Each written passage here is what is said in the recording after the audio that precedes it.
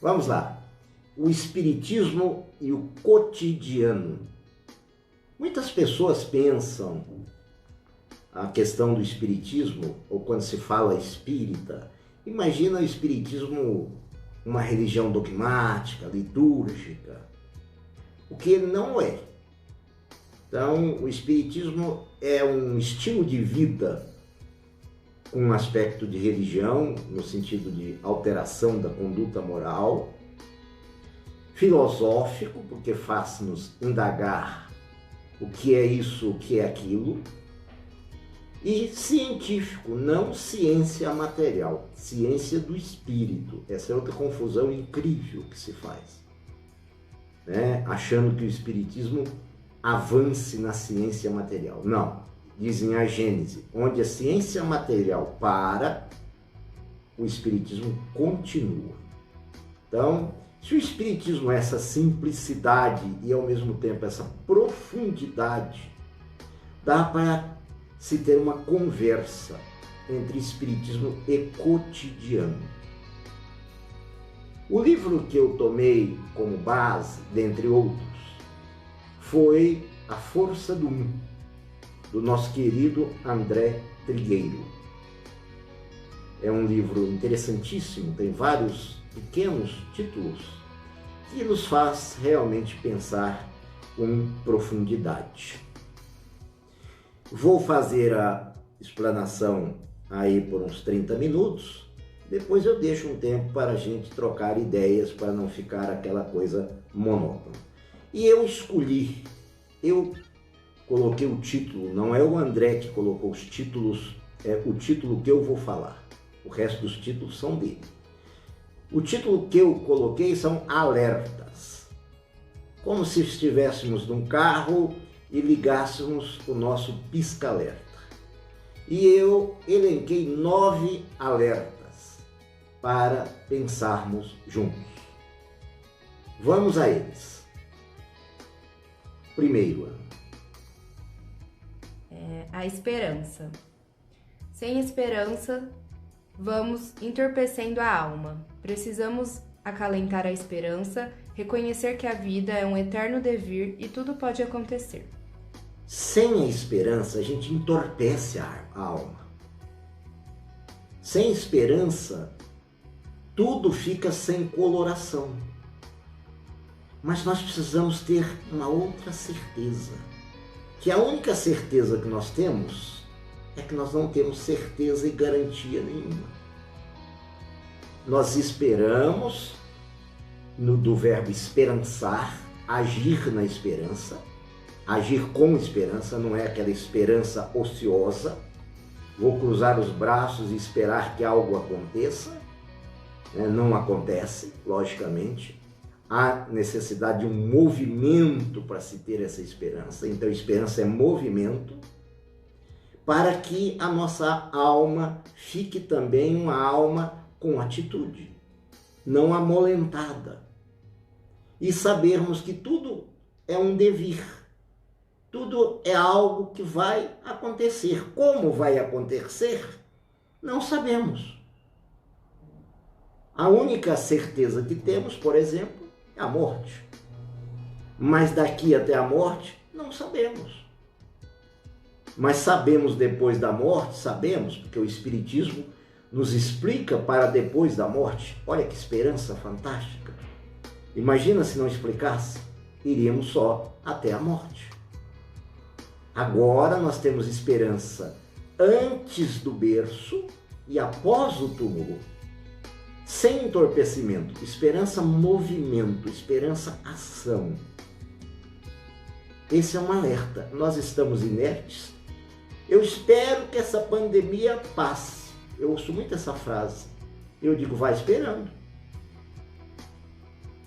Se você tiver fé, realmente entender isso como resignação, muito válido. Se for algo assim, apenas do campo da suposição, é algo que possivelmente não vai lhe preencher. Muitos gostariam que eu dissesse o contrário. Não, esperança é algo assim que nos torna cada vez mais cheios. Isso é utopia. Então, por que nós estamos fazendo movimento esperança, inércia, utopia? Aí tem mais um trechinho interessante. A esperança e a caridade são corolários da fé e formam com esta uma trindade inseparável.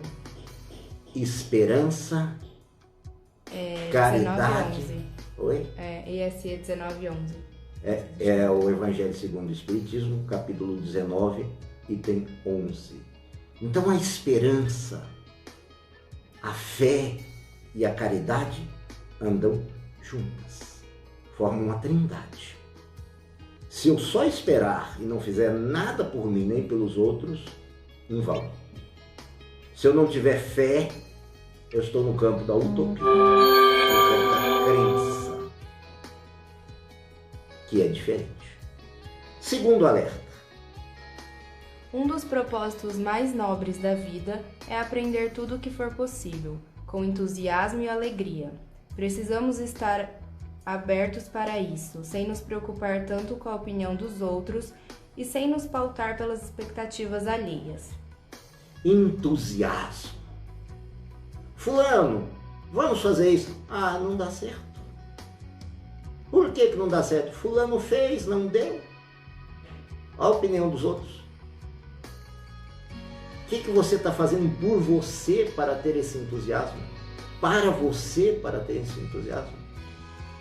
O Espiritismo nos dá entusiasmo, nos mostra que somos individuais. Ninguém é igual a ninguém. Então o que eu fizer pertence a mim. É de minha responsabilidade. Ainda que seja num campo coletivo, a minha ação sempre será individual. Esse entusiasmo, então, deve brotar de mim para mim e atingir as consequências positivas, sem se preocupar com a opinião alheia. Como as pessoas sem entusiasmo se preocupam com a opinião alheia?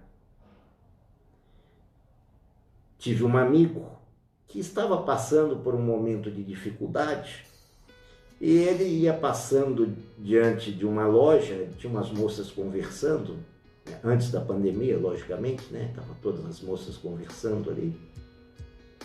E ele escutou umas gargalhadas assim que ele passou. Ele voltou, perguntou para elas: por que vocês estão rindo de mim? Elas disseram: nem percebemos que o senhor tinha passado. Quantas vezes nós nos enganamos com essa opinião alheia? Fulano está falando isso é para mim. Quando a gente não está bem com alguém, observem isso. Tudo que o fulano fala é para nós. O Espiritismo quer acabar com isso. Quer nos mostrar que diante da nossa individualidade nós temos que pensar com o nosso auto-amor, não com amor próprio.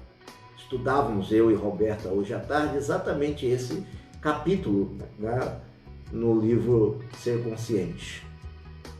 Amor próprio é aquilo que está de fora de mim, que eu chamo de amor. Auto-amor é aquele amor que eu tenho dentro de mim, que não me faz sentir ofendido por ninguém. Por quê? Porque deixa o outro falar. É um direito dele falar. Agora, é um direito meu escutar ou não escutar. Para que escutar? Escutar algo que é lixo mental? Deixa para lá. Diz o Evangelho segundo o Espiritismo que é sábio deixar um tolo falar.